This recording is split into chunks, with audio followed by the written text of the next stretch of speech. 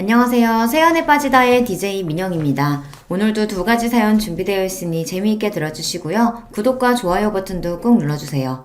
그럼 오늘의 사연 함께 시작해 볼게요. 안녕하세요, 여러분.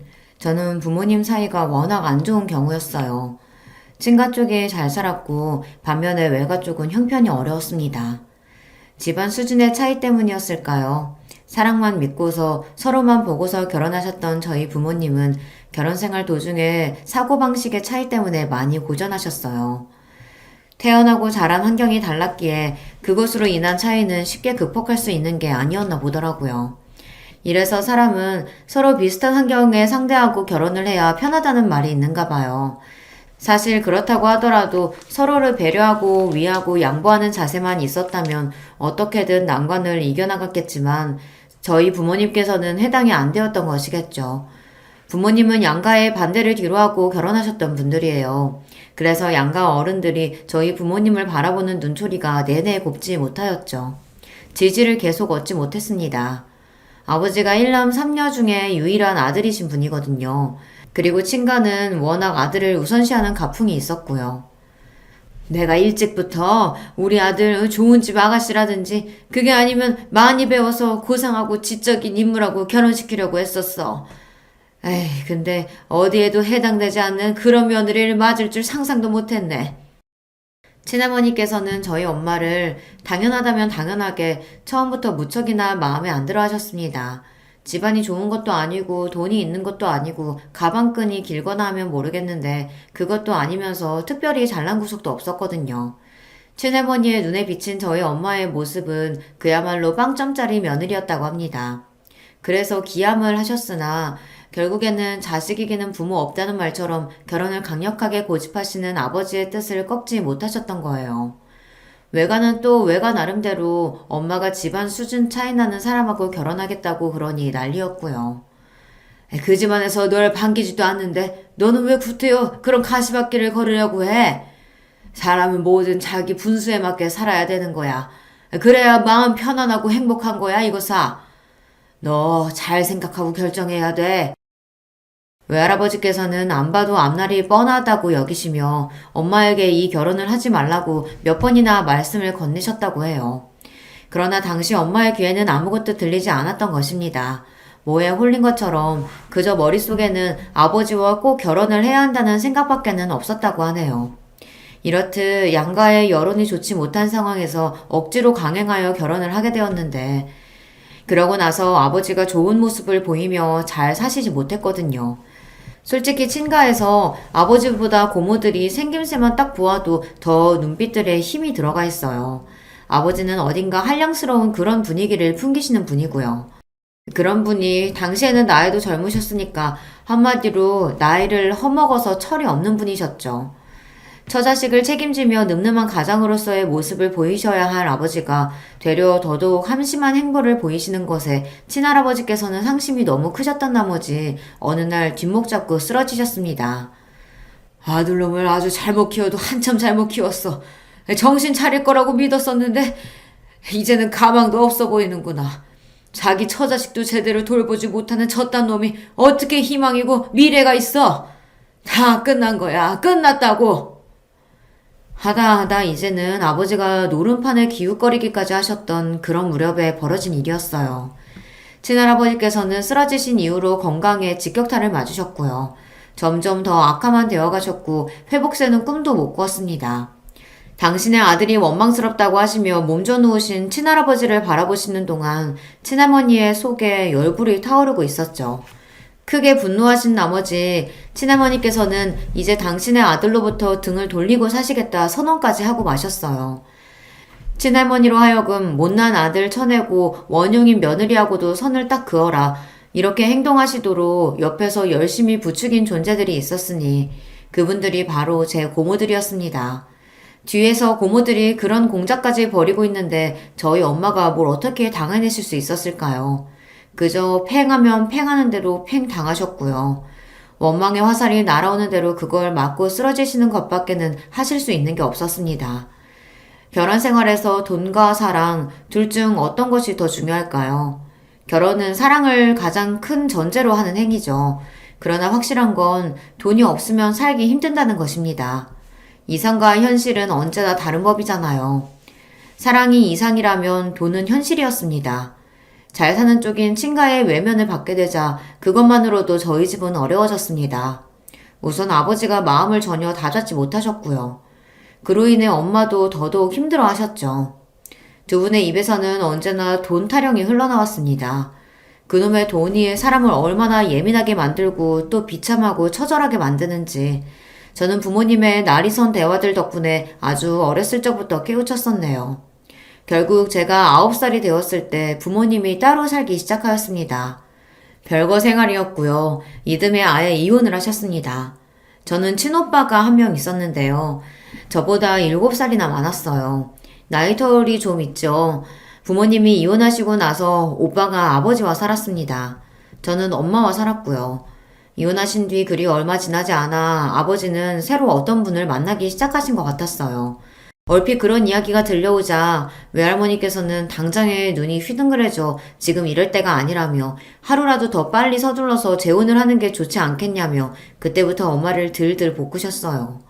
아버지 쪽에 소식이 들려오자 괜히 마음이 조급해지면서 엄마의 재혼 문제를 빨리 서두르는 게 좋겠다는 판단이 드셨던 모양입니다. 더 늦기 전에 승부 봐야지. 네? 승부라뇨? 엄마는 대체 무슨 승부를 이야기하시는 거예요?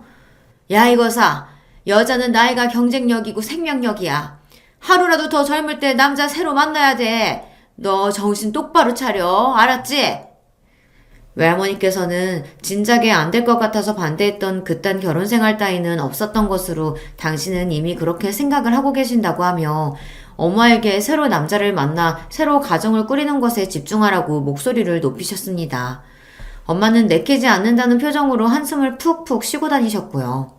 그리고 제가 마음에 걸린다는 듯 재혼 이야기가 나올 때마다 자꾸만 저를 쳐다보셨어요. 저는 그런 시선을 받는 것만으로도 부담스러웠던 것 같아요. 마치 제가 엄마의 새 출발에 있어서 걸림돌이라는 낙인이라도 그때마다 찍히는 기분이었거든요. 저의 그런 느낌은 완전히 착각이 아니었나 봅니다. 외가에서는 여자가 남자를 잘 만나서 기대고 의지하며 사는 게 선택이 아닌 필수라고 하며 계속 엄마의 재혼을 추진하였어요. 그러면서 저는 내쳐졌어요. 엄마가 재혼을 하셔야 하는데 저의 존재가 걸리적거린다면서 외할머니께서 유독 저를 싫어하셨거든요. 변변하지 않은 외가의 형편에 저를 도맡아 키우기도 부담스럽다고 하셨고요. 그 결과 저는 친가로 보내셔서 친할머니와 함께 지내게 되었습니다. 어쩌다 보니 그렇게 되더라고요. 친할아버지께서는 돌아가신 뒤였고요. 저는 중학교 입학 직전부터 친할머니와 살게 되었습니다. 당연히 그걸 제가 원해서 그렇게 된 건 아니었고 순전히 어른들의 사정으로 그리고 어른들의 결정으로 그렇게 되었으며 저는 거부할 엄두도 못 낸 채 그냥 따랐을 뿐이었습니다. 오빠는 대학생이라 바빴고 자기만의 생활을 독립적으로 이미 하고 있었어요. 아버지는 대관절 어디에서 뭘 하고 지내시는지 그때부터 제가 알 일이 없었고요. 엄마는 등 떠밀려 재혼을 하신 상태였죠. 이게 다 무슨 상황일까 싶었고 저희 집처럼 이렇게 개판으로 돌아가는 집이 또 있을까 궁금했습니다. 저는 매일같이 눈칫밥을 먹으며 지내야만 했는데요. 하필 사춘기 나이였기 때문에 저는 더욱 예민하고 고심해졌던 것 같아요. 이래나 저래나 결국 친할머니께서 저를 허락해주시고 받아주신 것이었기 때문에 제가 같이 살 수 있었으므로 고모들은 이 부분을 무척이나 못마땅하게 여겼습니다. 저 때문에 고모들이 친할머니와 감정적으로 자주 싸우고 다투는 모습을 보게 되어 마음이 불편한 따름이었네요. 엄마도 정말 이러시는 거 아니에요. 너무하잖아요.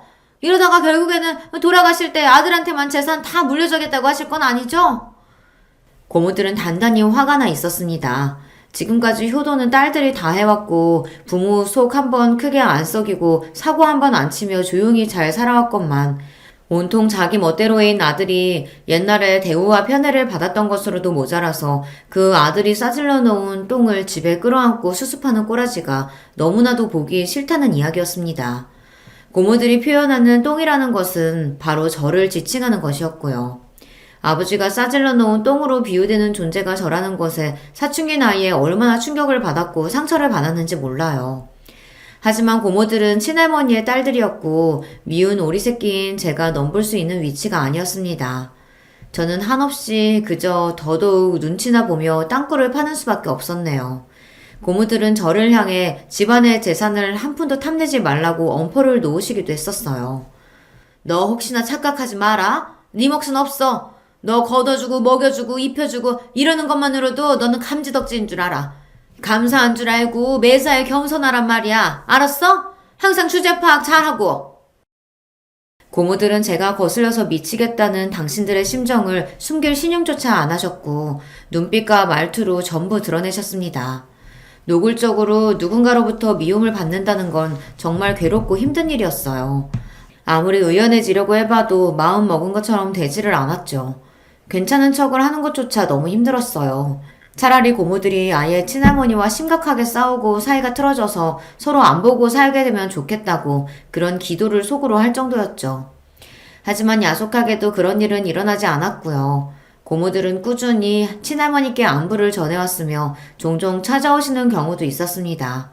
저는 집에 고모들이 와 있을 때면 한 공간에 있는 것도 불편해서 일부러 계속 밖에 있었어요.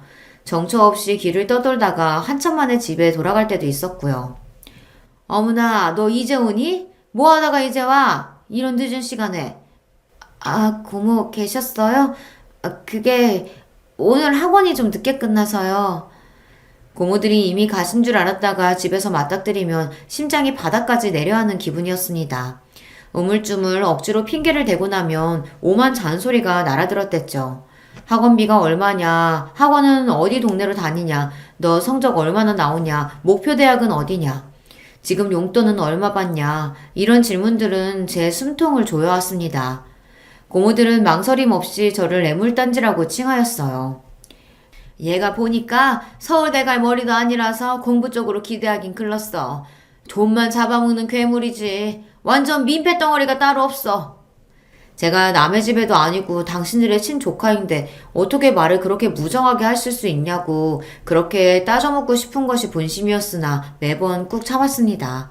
저는 얹혀 사는 입장이었고 민폐만 끼치는 존재였는데 성질머리까지 더러우면 큰일 날 것 같아서요. 쫓겨나기라도 하면 그때는 정말 막막해지는 것이었습니다. 저를 받아주신 친할머니를 실명시켜드리는 것도 무서웠고요. 그래서 착하고 조용하기라도 해야겠다는 일념하에 그렇게 굴었어요. 고모들이 친할머니와 감정적으로 그렇게 다투면서도 왜 자꾸 왕래를 이어가는 건지 저는 원망스러운 궁금증을 품었는데요. 그 이후로 머릿속에 자연스레 돈이라는 글자가 떠오르더군요. 더 구체적으로는 친가 집안의 재산 말입니다. 그 재산 때문에 고모들이 그러시는 것 같았어요. 그런데 저는 친할머니께서 돈을 잘 쓰시는 걸 본 적이 없었습니다. 그래서 잠시나마 집안의 재산도 썩 그렇게 마땅히 없는데 고모들이 괜히 가장스럽게 호들갑을 떠는 것인가 싶기도 했었는데요. 상황이 돌아가는 걸 가만히 살펴보니 친할머니께서 일단 재산을 쥐고 계시는 것은 맞는 것처럼 보이더군요. 고모들과 또 한 번 말다툼을 벌이셨던 친할머니께서 어느 날 돈 이야기를 하시며 절대 못 준다고 그러셨거든요. 내가 죽어서 두 눈두덩이에 흙이 덮이기 전에는 절대 그 돈 못 줘. 그렇게 되기 전에는 나한테 재산 같은 건 없다고 생각하고들 살아라. 먹고 죽을래도 돈 같은 거 없으니까 하여간 그런 줄 알아.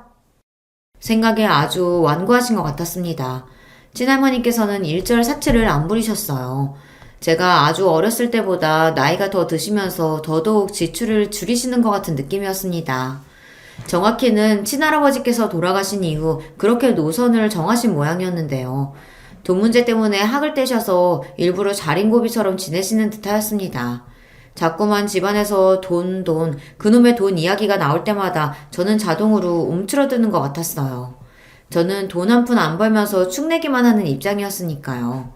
학생이고 미성년자라서 당연히 어쩔 수 없는 문제였지만 이상하게 저는 마음이 편하지 않았고 매번 좌불안석으로 눈치가 보였습니다. 고모들이 하도 저를 못마땅하게 바라봐서 더욱 그렇게 되었나 봐요. 게다가 제가 고등학교에 다니고 있었을 때 엄마가 이혼을 하셨거든요. 두 번째 이혼이었죠. 그 소식에 친할머니께서는 오만상을 쓰시며 한숨을 크게 내쉬셨는데요. 고모들은 한동안 저희 엄마 이야기로 열심히 입을 움직이셨는데 내용은 전부 욕밖에 없었습니다. 엄마를 흉보는 흐름은 자연스레 그 딸인 저 또한 욕하는 것으로 대부분 그렇게 이어졌었고요. 제 고개는 더더욱 아래로 처박히게 되었죠. 불행하고 안타깝게도 엄마는 재혼했던 아저씨한테 맞고 사셨던 모양이었습니다. 그 아저씨는 사람 때린 것도 모자라서 바람까지 피웠다고 하네요. 한마디로 인간 말종이었던 거죠.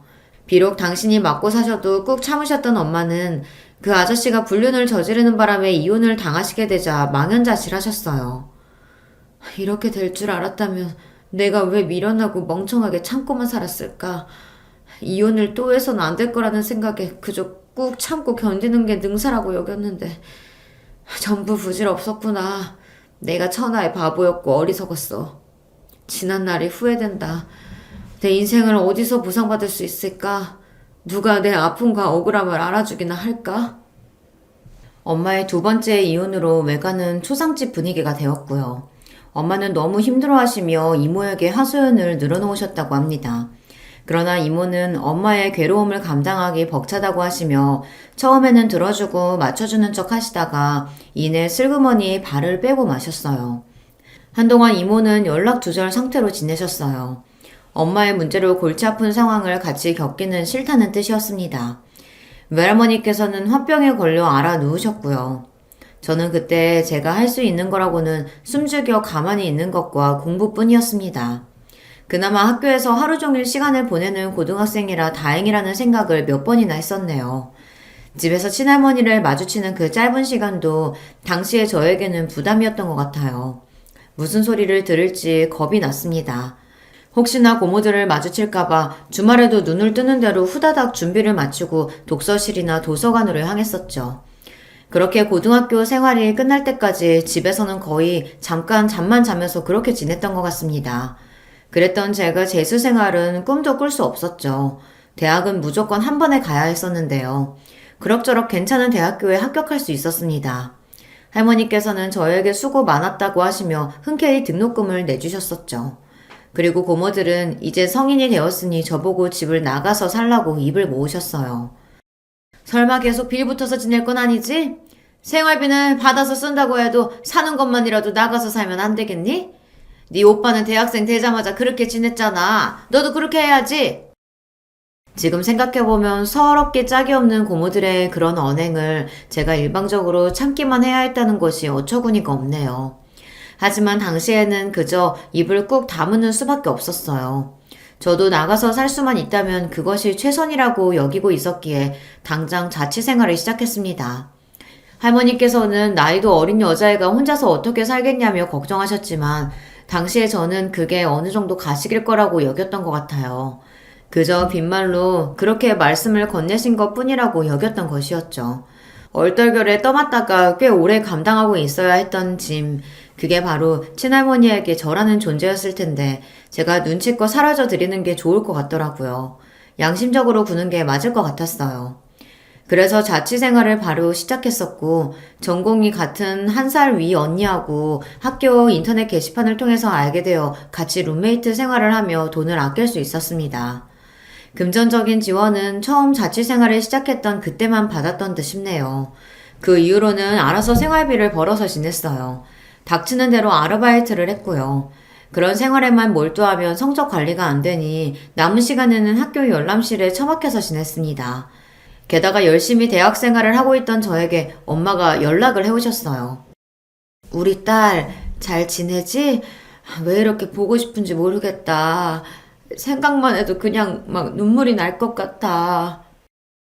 저를 생각하시는 것만으로도 눈물이 난다고 하시며 제가 너무 보고 싶다고 그러셨습니다. 다른 사람도 아니고 저희 엄마인데 그렇게까지 말씀을 하시니까 솔직히 한편으로는 어이가 없다가도 무시가 안 되는 거예요.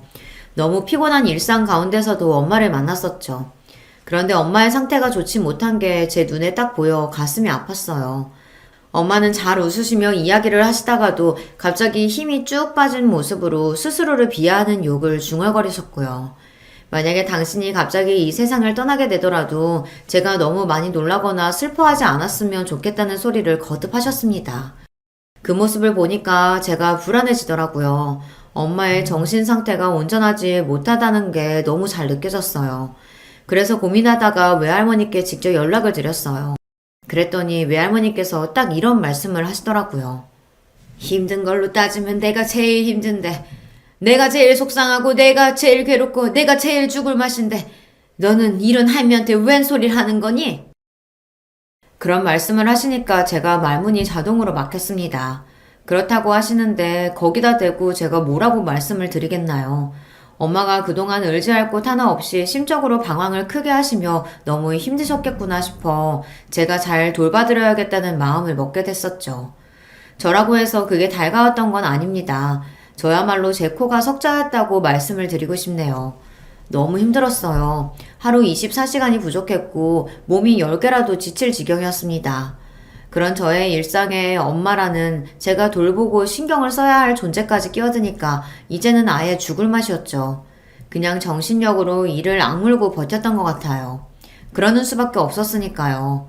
그때 하루하루를 너무 악착같이 지냈기 때문에 저는 대학 시절을 회상하면 별다른 캠퍼스 추억 같은 게 없어요. 피곤해서 사람들이 많이 지나다니는 도서관 건물 앞에 벤치에서 코를 골며 잠들었던 일화라든지 새벽까지 열람실에서 공부를 하다가 코피가 나서 화장실로 달려가던 도중 넘어졌던 일화라든지 그런 것들밖에는 이렇다 할 일도 없었죠. 죽어라 노력해서 졸업까지 무사히 했었고 쉬면 안 될 것 같아서 무작정 빠른 취업부터 했었습니다. 그때도 왠지 친할머니나 고모들의 눈치가 보였던 것 같아요. 고모들이 제 쪽을 주시하면서 혹시나 집안의 원조를 바라는 건 아닐지 감시하는 기분이 계속 들었기 때문입니다. 습관적으로 억눌려 있었던 것이죠. 그래서 즉각 취업을 했었고요. 그러고 나서 입사 한 달 뒤 첫 월급을 받았었는데 기쁘고 성취감이 들다기보단 되게 허무하고 머리가 멍해지더라고요. 속으로 내가 왜 취업을 했고 내가 왜 이러고 살지? 내가 원하는 건 뭐지? 돈을 많이 버는 건가? 벌어서 근데 뭘 어쩔 거지? 이런 질문들만 끊임없이 들어 괴로웠던 것 같아요. 마음의 병을 앓고 계시는 엄마에게 의지할 수도 없고 내가 더 이상 짐이 되어서는 안 된다는 그 압박감이 제 스스로의 목을 조르고 있었던 걸 그때 깨달았습니다. 저 같은 사람은 함부로 연애를 하고 결혼을 꿈꾸면 안 될 것 같았어요. 나 같은 사람은 누구 만나서 결혼해봤자 잘 살기는 진작에 글렀을 거야. 좋은 조건의 사람 운 좋게 만나서 결혼한다고 해도 결국 엄마와 같은 꼴이 되겠지. 엄마의 전철을 밟을 게 틀림없어. 많이 지쳐버렸던 저는 꽤나 비관적인 자세를 가지고 있었습니다. 부모님의 이혼 이후 거의 소식을 주고받지 않으며 지냈던 친오빠였는데요. 그런데 신기하게 오빠도 결국 저와 비슷했던 모양이더라고요. 외국으로 아예 떠난다는 연락을 받게 되었어요. 살면서 겪어온 이런저런 상황에 질리다 못해 아예 이 나라를 떠버리고 싶다는 생각을 진작부터 해왔다고 하더라고요. 비록 친밀한 남매 사이는 아니었으나 같은 환경을 공유했다는 것만으로도 동질감이 느껴져서 그제서야 비로소 오빠가 가깝게 느껴졌던 순간이었네요. 연락을 주고받자며 약속을 했었고 각종 연락처를 그때 교환했었고요. 오빠가 혼자서 몰래 여러 가지 준비를 해왔다가 외국으로 호련히 떠나버리자 아버지도 그것에는 충격을 받으신 모양이었습니다. 이놈의 망할 집구석 때문에 내가 내 아들하고 정상적으로 지내지도 못했어. 그런데 희한하게 화살을 집안에게 돌리시더군요. 집안이 이상해서 오빠가 떠난 거라고 하였습니다. 아버지는 그동안 사실혼 관계에 있는 아주머니와 지내오신 바였어요. 그러면서 오빠는 뒷전이었습니다. 그러셨던 주제에 아들에게서 아버지 대접은 받고 싶었던 모양이더라고요. 그게 깨지니까 괜히 분해서 애먼 곳에 화살을 돌리셨던 것이었죠. 그리고 고모들은 폭발하였습니다. 본인이 똑바로 안 해놓고 여태까지 한 번이라도 똑바로 살아본 적이 있었어? 자기 아들 자기가 등한시 해놓고서 왜 애먼 사람들을 잡아? 그러면서 그때 고모들이랑 아버지가 대판 싸웠습니다. 그동안은 똥이 더러워서 피하지 무서워서 피하는 것은 아니라는 식으로 고모들은 아버지를 무시했었고 아버지 또한 고모들을 모른 척 했었거든요. 그런데 이때 제대로 맞붙은 것이었죠. 당연히 쪽수가 많은 쪽이 우세할 것처럼 보였으나 아버지에게는 우군이 있었습니다. 바로 친할머니 말입니다. 자식 문제로 골머리 앓고 있는 사람한테 너희는 그러고 싶니? 너희들은 어쩜 그렇게 매사에 냉혈하니야? 평생 그 모양이구나. 고모들에게 일침을 놓으셨습니다. 그러자 고모들이 굉장히 기가 막혀 하시며 절대로 아버지 같은 한심한 인물이 집안의 재산을 밖에 두진 않을 테니 두고 보자는 말씀들을 남기셨어요. 재산 이야기가 나오니까 그때 아버지가 발끈하셨고요. 그러면서 고모들과 2차전을 벌이셨고 완전히 사이가 틀어져 버렸습니다. 그런데 저는 어쨌거나 아버지의 자식이었고 그러면서 아버지로부터 완전히 잊혀진 자식처럼 여겨지며 친할머니와 7년간 살기도 했던 그런 존재였고요. 그러니까 집안에서 제가 되게 애매한 위치였습니다. 이럴 때일수록 저는 늘 그랬듯이 조용히 숨죽이고 있는 게 능사라고 여기며 가만히 있었습니다. 아무 소리도 안 했고 아무 참견도 안 했어요. 여전히 돈 달라는 요구도 안 했고요. 제 힘으로 알아서 살았습니다. 그런데 상황이 공교롭게 돌아가더군요. 고모들의 자식들이 마치 짠 것처럼 연이어 줄줄이 사고들을 쳐댔고 각자 안 좋은 일들이 벌어졌거든요. 한 해의 경우를 가져와 보자면 아니 밤중에 뺑소니 사고를 치고 달아나다가 경찰에게 붙잡혀서 인터넷 뉴스에 나오기도 했었습니다. 정말 별별 일들이 놀라울 정도로 계속 터졌고 고모들은 다들 난리가 났죠. 그러면서 당연히 전부 날이 섰고 예민해진 가운데 돈 이야기가 또 나왔어요. 친할머니와 그 과정에서 고모들이 크게 싸우기도 했습니다. 이제는 그냥 친할머니께서 돌아가실 때만 기다렸다가 그때 돈을 받겠다며 그런 소리들을 고모들이 공공연히 하시기도 하였는데요. 아버지는 정식으로 재혼을 하시겠다고 했다가 혼인신고를 앞두고서 바람을 피우시는 바람에 상대 아주머니한테 고소를 당하니 마느니 하면서 상황이 복잡하고 시끄러워졌고요. 한마디로 바람잘 날 없는 집안이었습니다. 외국에 훌쩍 떠나버린 오빠가 부러워질 수밖에 없었네요. 저는 그냥 하루하루를 지겹고 힘들어도 억지로 버티면서 살았어요. 일을 다니면서 엄마를 신경 쓰는 일상이었고요. 엄마는 차차 상태가 좋아져서 제법 보람도 있었습니다. 그러던 어느 날 이모가 귀농을 하시겠다고 그랬어요. 특수 작물을 키우면서 앞으로는 시골 생활을 하겠다나 뭐 그런 이야기였는데 특이한 점은 저희 엄마와 함께 가고 싶다는 뜻을 이모가 밝히셨다는 것입니다. 전에는 내가 신경을 많이 못 써줘서 그게 미안했고 내내 마음에 걸렸어. 항상 그 점이 살면서 미안하더라. 이모가 힘드셨을 때 외면하였던 것이 이모는 계속해서 마음에 걸리셨던 거예요.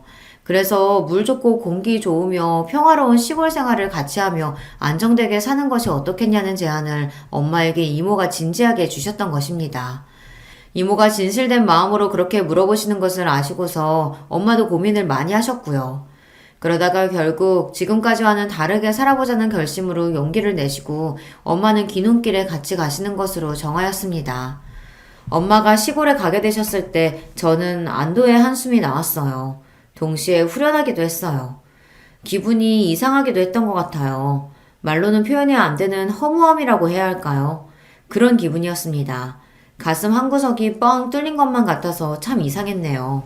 그런 저를 눈치채셨던 것인지 시골로 간 지 며칠 지났을 때 엄마가 저와 통화를 하시며 물어보시더군요. 혹시 아직 결혼을 할 마음이 없냐고 말입니다. 곁에 누군가 의지되는 사람이 있고 마음을 나눌 상대가 있어야 좋을 것 같다면서 제가 결혼을 하면 참 좋겠다고 하셨어요. 당신은 저로 인해 회복이 많이 되어 좋아졌지만 반대로 저는 당신으로 인해 더 힘들게 희생하며 지난 몇 년을 보낸 것 같아 마음이 편하지 않다고 하셨어요. 그렇게 엄마는 우는 목소리를 내시기도 하였습니다. 저는 습관적으로 결혼 생각이 없다고 말씀을 드렸다가 엄마가 저에게 그게 진짜 네 본심이냐고 물어보셨을 때 갑자기 목구멍에 뭐가 걸린 느낌이 들었어요. 당연히 결혼 생활에 자신이 없어서 엄두조차 안 난다고 그렇게 딱 대답을 드리려고 했는데 그 순간 말이 입 밖으로 안 나갔습니다. 우물쭈물 망설이게 되더라고요. 사실은 제 마음속 깊은 곳에 사랑하는 사람을 만나 가정을 이루고 싶다는 그런 바람이 숨겨져 있었나 보더라고요. 제가 그걸 일부러 애써 외면하며 살아왔던 것일 뿐이죠. 이런 스스로를 마주한 다음부터는 저도 용기를 내보기로 했던 것 같아요. 엄마가 인생에서 다른 풍경을 찾아 시골로 가신 것처럼 저도 다른 일상을 맞이하려면 지금까지와는 다른 발걸음을 해야 할 필요가 있었습니다. 작정을 하고서 누군가를 만나보려고 했는데 그게 생각처럼 쉽지가 않았어요. 이 남자를 만나도 저 남자를 만나도 이상하게 마음이 설레지가 않더라고요. 제 자신이 너무 이상한 사람인가 싶어서 엄마에게 이런 제 문제를 털어놨었는데요. 엄마는 놀랍게도 무조건 저를 지지해 주셨어요. 아니야, 급할수록 돌아가라고 하잖아. 굳이 성급하게 끌리지도 않는 남자 보며 애쓸 필요 없다. 그래도 엄마는 제가 이왕이면 하루라도 빨리 결혼하길 바라시는 거 아니에요? 못난 이 엄마 팔자 네가 닮을까봐 그게 걱정일 뿐 결혼은 얼른 했으면 좋겠지.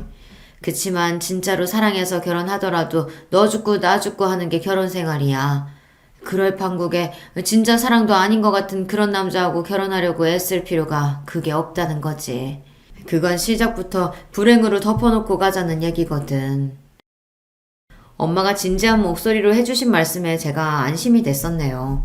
그리고 어느새 엄마에게 상담을 하고 도움을 받는 제 자신을 발견할 수 있어 그 점이 놀랍고도 좋았습니다. 낯선 시골 생활이긴 해도 이모와 더욱 티격태격 싸우기도 하지만 어쨌든 피를 나눈 친자매이기 때문에 결국은 돌고 돌아 화해를 하며 그렇게 지내며 차츰 서로 인정하고 양보하는 법을 배우고 있다고 엄마는 그런 근황을 전해주기도 하셨어요. 시골 생활이 풍족함과는 거리가 멀었지만 적어도 마음의 풍요는 찾으신 것 같아 저는 그게 흐뭇하더라고요. 그렇게나 작정을 하고서 상대를 찾을 때는 안 만나지던 인연이 마음을 놓고 나서 편하게 지내니까 알아서 다가오더군요. 신기한 일이었어요. 저보다 2살 많은 남자였고 또래라서 대화가 처음부터 정말 잘 통했답니다. 만나고 1년 됐던 해에 결혼 이야기를 처음 나누게 됐을 때 그때부터 차근차근 미래를 약속해 나갔어요. 얼굴에 구김살이 없는 사람이었죠. 마치 세상의 풍파를 겪어본 적 없는 것처럼 보일 때도 있었는데요. 저는 그런 점이 마음에 들었고 그늘 한 점 없이 해맑은 면을 보면서 부럽기도 하고 닮고 싶다는 생각도 했었어요. 예비신랑 또한 저를 보며 본인한테 없는 부분을 신기해하였습니다. 제가 대학을 다니는 동안 그렇게나 많은 아르바이트를 해봤다는 사실을 처음에는 안 믿으려고 했었네요. 몸이 여러 개도 아닌데 어떻게 그럴 수가 있어? 그 많은 아르바이트를 다 해봤는데 그 성적 유지하면서 졸업까지 했었다고? 와, 말이 안 된다. 이건 진짜로 인간 승리라고 생각해. 대단하고 존경스럽기까지 하다. 나는 누가 나한테 돈 주면서 그렇게 살아보라고 해도 못할 것 같거든. 더군다나 20대 초반의 나이에 인내심이 없어서 불가능한 일이지. 예비 신랑은 살면서 아르바이트를 해본 건 딱 한 번뿐이라고 하더군요. 그것도 생판 모르는 곳이 아니라 사촌 형이 소개시켜준 일자리였다고 그랬어요. 소개로 들어갔던 거니까 아무래도 적응하기도 편하고 여러 가지로 매장에서 편의를 봐주기도 했었다고 하네요. 역시나 저도 살면서 종종 느낀 바였지만 인맥만큼 유용하고 고마운 것은 없더라고요.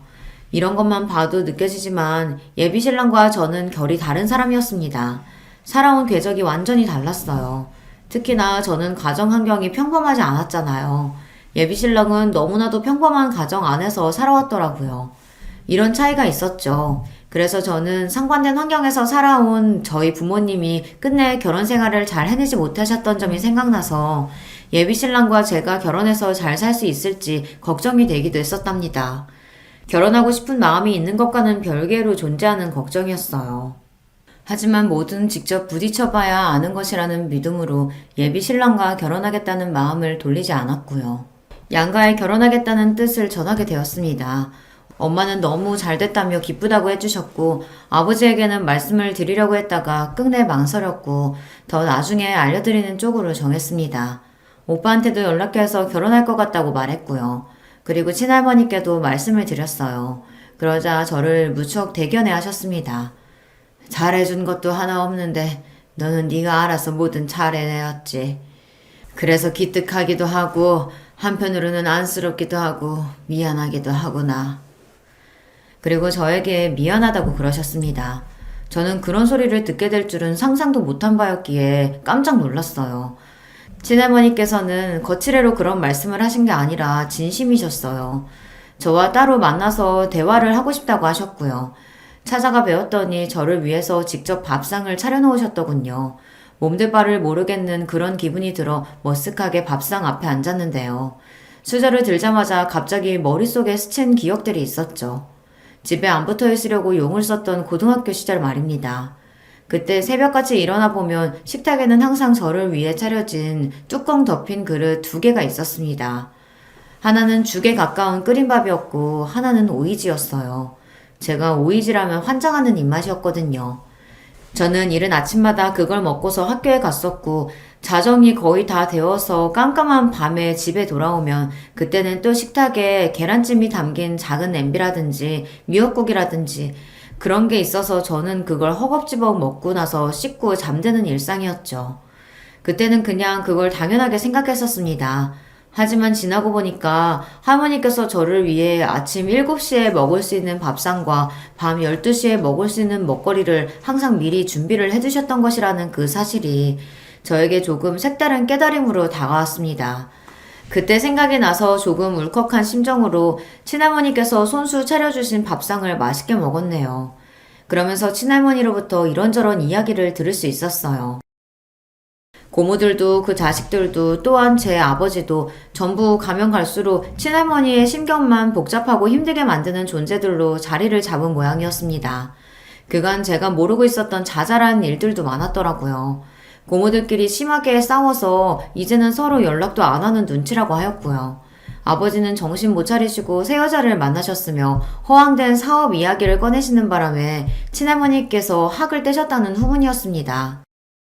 너 하나 잘 건졌다는 생각이 요새 들어 내가 자꾸만 들더구나. 야무지게 자기 앞길 자기가 알아서 개척하고 자기 능력껏 살아보려고 하고 그런 마음가짐이 되어 있는 게 우리 집에서는 너 하나밖에 없어. 아유, 내가 이 사실을 진작에 알았어야 했는데 그랬으면 덜 골치 아프게 살았으려나 싶다. 친할머니께서 씁쓸하게 웃으시는 와중 그 눈가에는 눈물이 묻어나오고 있었습니다. 그 모습에 제가 너무 마음이 아팠어요.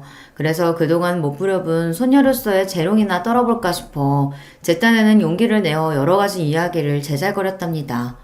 그동안 제가 사회생활을 해온 이야기라든가 저희 엄마의 변화 같은 그런 이야기들을 실컷 떠들었더니 어느새 놀랍게도 4시간이 훌쩍 지나 있었더라고요. 시계를 보고 눈을 의심했었습니다. 그러고 나서 왠지 편해진 느낌이 들었었는데요. 친할머니 역시 마찬가지였는지 저를 배웅하시면서도 보내기 아쉽다는 표정을 짓고 계셨고 마지막까지 제 손을 꼭 잡아주시더라고요. 친할머니 댁에서 나오는 길에 올려다본 하늘이 유난히 깨끗해서 앞날이 다 잘 풀릴 거라는 예감이 들었더랬죠. 그로부터 몇 주 후 상견례를 하게 되었어요. 일단 상견례를 하면서 서로 간에 알아가자는 게 예비 시댁 측의 의견이었고 저도 동의했습니다. 그런데 문제는 그때 외할머니께서 갑자기 몸이 안 좋아지시는 바람에 이모 또한 발목을 크게 삐어서 치료를 받고 계시던 와중이었거든요. 그래서 엄마가 도저히 상견례에 참석하실 상황이 아니었어요. 상견례장에는 엄마 대신 친할머니께서 참석해 주시기로 하셨어요. 친할머니께서는 그런 자리에 당신이 가게 되셔서 너무 기쁘고 설렌다고 말씀해 주셨고 제 입장에서는 고맙고 감동적이었습니다. 예비 신랑에게도 그렇게 되었다고 알려주었고요. 아무런 문제가 없을 줄 알았어요. 그런데 당일 상견례장에 도착해보니 예비 시부모님은 물론이고 예비 시누이 둘까지 와 있는 게 아니겠어요. 예비 시누이들은 결혼을 한 상태였고요. 한 명은 심지어 아주 멀리 살기까지 하는 것으로 제가 그렇게 알고 있었기에 상견례장에서 보게 되니까 많이 당황스러웠죠. 그쪽은 인원이 5이었고 저랑 친할머니 달랑 둘이라서 너무 비교가 되었습니다. 룸도 분명히 의자 3개씩 놓고 마주보는 6인 테이블로 잡았다고 예비 신랑이 그랬었는데 그게 아니라 의자가 4개씩 있는 8인 테이블이더라고요. 그래서 예비 시누이 중 한 명이 의자를 모퉁이에 하나 더 놓고 앉은 모양새였어요. 당황한 제가 예비 신랑에게 눈짓을 보냈죠. 그랬더니 저한테 윙크로 화답하더군요. 어이가 없었습니다. 진짜 문제는 바로 그 가족들의 표정이 안 좋다는 것이었네요. 마지못해 슬쩍 미소 짓는 표정들이었고요. 어떻게 모친이 아니라 할머님이 나오셨냐고 예비 시모가 물어보시길래 엄마가 급한 사정 때문에 못 오셨다고 대답해 드렸어요. 예비 신랑이 전혀 자기 가족들한테 언지를 안 해줬나 보더라고요. 이것도 당황했네요.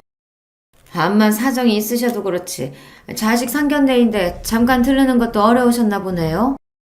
아, 그게 저희 엄마가 많이 멀리 사셔서요. 양신이 일찍 이혼한 걸로 아는데 그런데다가 멀리 살기까지 해요? 그래도 저는 할머니가 가까이 사시는 편이라서 괜찮습니다. 제가 열심히 대답을 마쳤을 때 예비 신랑이 해맑은 웃음을 지으며 자기 가족들을 향해 말하기를 제가 할머니 손에 컸다며 그래서 예의 바르고 생활력 강하고 뭐든 잘하는 것 같다며 괜히 슈퍼우먼이 아니라고 하였습니다. 저는 그저 어색하게 웃는 수밖에 없었네요. 그런데 예비 시부는 마치 먼 산을 바라보듯 그렇게 굴고 계셨고 예비 시누이들은 자기들끼리 뭐라고 속닥거렸습니다. 그러더니 아예 예비 시모한테 눈빛을 막 보내는 거예요. 자기들끼리 신호라도 주고받는 모양이었죠. 예비 시모가 그나마는 얼굴로 입을 연 것은 바로 다음 순간이었습니다. 우리 식구들이 다 같이 보고 그래도 판단을 해야 할 것 같아서 오늘 이렇게 딸들까지 다 모인 거예요. 그런데 역시 예상대로네요. 안 됐지만 아가씨는 우리 식구들의 생각을 바꿔놓지 못했습니다. 네? 죄송하지만 무슨 말씀인지 모르겠습니다. 이 결혼 없던 일로 해요. 둘이 죽고 못 살아서 더 만나보겠다면 그건 말리지 않겠는데 결혼은 안 돼요. 암만 해도 부모가 이혼해서 할머니 손에 자란 사람은 나는 며느리로 못 받아들여. 질적으로 너무 떨어져. 예비 시모의 무례한 발언에 제가 어처구니가 없어졌고 예비 신랑은 벌개진 얼굴로 벌떡 일어나더니 자기 가족들을 내려다보면서 왜 자기를 무안주고 창피를 주냐며 따지더군요. 그러자 예비 시모가 엄하고도 애틋한 표정으로 예비 신랑에게 이렇게 이야기했고요. 이 녀석아, 다 너를 위해서야. 이 세상에서 제일로 너를 위하는 게 가족이라는 걸 왜 몰라? 그러자 예비 신랑이 묘하게 감동받았다는 표정을 짓는 게 아니겠어요. 그걸 보고서 제가 그동안 사람을 잘못 봤다는 생각이 들어 기가 막히고 배신감이 들었습니다. 자기들끼리 대체 뭐 하는 짓이란 말이에요. 웃기지도 않는 가족이었어요. 저는 민망했고 화가 났고 친할머니께서 이런 상황을 보시게 한 것이 죄송스러우면서도 부끄러웠어요. 미치겠더라고요. 예비 시모가 저를 깔보는 기색으로 제가 불쌍하고 안 됐지만 그런 동정심으로 결혼을 허락해 줄 수는 없다고 덧붙였습니다. 친할머니께서 피식 웃으신 건 바로 그때였죠. 잘 됐네요. 나도 이 결혼 그냥 반대도 아니고 결사 반대니까 뜻이 통했군요. 어머 그러세요? 잘 됐네요. 소녀를 위하신답시고 혹시 저희 바제가랑이라도 물고 늘어지시면 어쩌나 내심 걱정하던 참이었는데 아니라고 하시니까 다행이에요. 아이고 누가 물고 늘어진다는 건지 별 황당한 소리를 다 듣겠네. 내가 언뜻 들은 게 전부인지라 정확하게 몰라도 사는 수준이 변변하지 않은 것 같던데 고작 이따 이 집안에 내 귀한 소녀를? 참나 말도 안 될 일이지. 저기요 할머님 말씀 가려서 하세요. 이혼 가정에다가 돈 없어서 학교 다닐 때도 아르바이트로 허덕이며 살아온 수준의 아가씨를 며느리로 맞이하기에는 집이 너무 잘 살아서 곤란하다는 것 정도라는 건 알아주시고요. 사는 수준이 얼추 맞아야 하는 법이지. 이렇게 차이 나면 결혼은 당연히 어려운 겁니다. 뭐라고 떠드는 건지 나는 도통 모르겠고 내 재산 200억 정도는 되니까 이거 나한테 고스란히 다 물려받을 내 손녀나 물고 늘어지지 마시오. 말 바꿀까봐 벌써부터 겁나 죽겠네. 친할머니의 입에서 200억이라는 금액이 나왔을 때 상견례장이 찬물 세례를 맞은 듯 하였습니다. 저도 놀라서 심장이 뛰었지요. 친할머니께서 자산가라는 것은 당연히 옛날부터 짐작 가능한 바였으나 구체적인 액수를 접한 적은 없었습니다. 그래서 놀라웠는데 저보다 예비 신랑과 그 가족들이 훨씬 더 놀란 모습이더군요. 특히 예비 신랑은 다리에 힘이 풀렸는지 자리에 앉으려다 잘못 휘청거려서 바닥에 엉덩방아를 찍고 말았습니다. 우당탕 소리가 들려오는 가운데 예비 시부를 선두로 그 가족들이 앞다투어 그 재산이 진짜냐고 물어댔고요. 친할머니께서는 짜증스러운 눈빛을 천천히 쏘아주신 뒤 자리에서 일어나셨고 저는 반사적으로 함께 일어나 부축을 해드렸습니다. 이만 가자. 수준 낮아서 겸상 못하겠다. 돈도 없는 것들 주제에 무식하고 무례하기까지 완전히 저질이구만. 네 할머니 얼른 가요. 제가 사람을 잘못 봐서 큰 실수를 했네요. 아니다. 살면서 누구나 실수는 저지를 수 있는 거야. 그래도 네가 저 인간들한테 우리 집안 잘 산다고 돈 많다고 그런 얘기는 안 해둬서 다행이구나. 네 정말 그렇네요. 재산 이야기는 입도 뻥끗 안 하길 아주 잘한 것 같아요. 친할머니와 저는 그때 쿵짝이 잘 맞았습니다. 만담을 나누며 상견례장을 빠져나갔고 마지막으로 예비 신랑을 향해서 연락하면 주변에다가 네 가족들 수준이 어떤지 이야기 다 퍼뜨릴 거라는 그런 소리를 남겨주었네요. 간신히 정신 차리고 일어났던 예비 신랑은 제 말을 듣고서 다시 털썩 주저앉았고요. 예비 시부의 넋이 나간 모습, 경악에 질린 예비 시누이들, 그리고 충격에 빠져있는 예비 시모의 얼굴까지. 꽤 볼만하다는 생각으로 저는 제법 마음이 개운해져 친할머니와 걸음을 옮길 수 있었답니다. 사랑해서 결혼까지 그렸던 남자였건만 이렇게 한순간에 미련 하나 없이 말끔히 정까지 떨어질 수 있는 건지 스스로 신기했고 허무하기도 했던 것 같아요. 당연히 그 남자는 저에게 따로 찾아와 사죄를 했고 매달렸고 울고불고 난리를 쳤습니다. 그러나 저는 단호하게 거절했고 속이 시원했네요. 친할머니의 200억 재산 발언은 허풍이 담기지 않은 진심이었고요.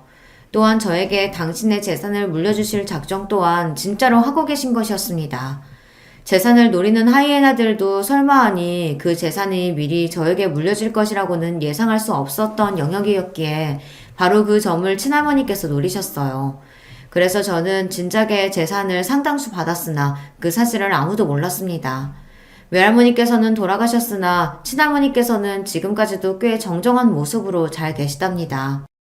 저는 그때 이후로 새로운 인연을 만나서 너무 행복하게 잘 살고 있는 중이고요. 의도한 건 아니었으나 집안이 유복한 사람을 만났는데요. 생각도 깊고 매사에 여유로운 사람이랍니다. 친할머니께서도 무척 흡족해 하셨어요. 저희 엄마도 건강하게 잘 지내고 계세요. 제가 친할머니의 동의를 받고서 지어드린 멋진 전원주택에서 편안한 일상을 보내시느라 얼굴에는 늘 잔잔한 미소를 짓고 계신답니다.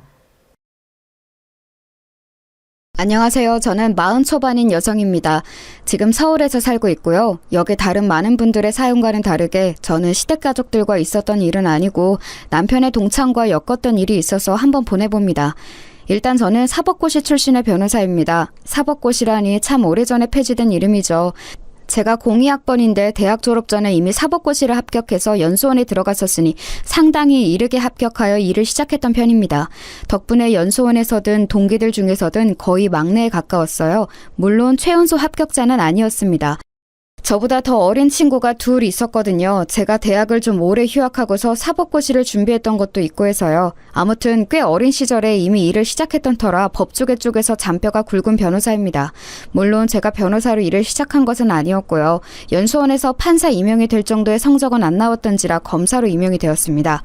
판사는 아시겠지만 연수원에서 탑티어들이 가는 곳이라서 저는 검사로 지망했었죠. 무난하게 검사 임용으로 일을 시작해서 경력을 쌓고 나서 변호사로 개업을 하게 되었습니다. 물론 검사로 일을 상당히 오랜 기간 한 편이었어요. 지금부터 말씀드릴 사연은 제가 30 중반 시절 있었던 일입니다. 당시 저는 꽤 오래 검사 일을 하다가 나와서 변호사를 막 개업했던 시절이었죠. 저는 검사로 일하던 30살 때 결혼해서 남편이 있었습니다. 남편은 법조계 사람은 아니었고요. 일을 하다가 만났던 회계사였습니다. 사건에 좀 억울하게 휘말릴 뻔했는데 제가 사건 처리를 하면서 아닌 것을 밝혀주어서 남편이 고마워했고 저한테 따로 연락을 하다가 사귀게 되었고 그러다가 결혼까지 하게 되었었죠. 일단 남편이 어떤 사람인지부터 말씀드려야겠네요. 남편은 무척 순한 사람입니다. 회계사답게 꼼꼼하고 원칙주의자인데다가 사람이 꽉 막힌 데가 있어서 답답할 정도이기도 한데요. 물론 저도 검사라니 꽤나 답답하게 정도를 걸어야 한다고 생각하는 사람이긴 하지만 남편은 그 정도가 아닙니다. 사람이 아주 길 하나를 가르쳐주면 그거 외에는 가지 않으려고 하는 사람이기도 해요. 큰 소리 나는 것이나 폭력 있는 것을 끔찍하게 싫어하기도 하고요. 그래서 처음에 제가 검사로 일하면서 사건 사고 현장을 목격하고 거친 범인들이나 참고인들과 실랑이 하는 것을 아주 걱정스럽게 바라보기도 했어요. 남자인 자기도 무섭고 꺼려지는 일을 여자인 제가 한다면서요. 게다가 제가 체구가 마르고 작은 편이라서 처음에는 더욱이나 저를 보호하고 싶어 했죠. 물론 사귀고 나서는 제게 보호받는 처지가 되기는 했지만요.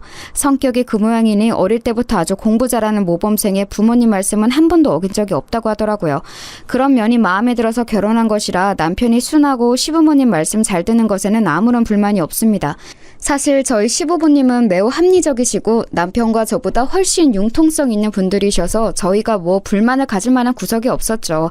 시댁은 그리 잘 사는 편도 아니고 그냥 평범한 회사원 집안이었지만 저희한테 노후를 기대셔야 할 만큼도 아니셨고요.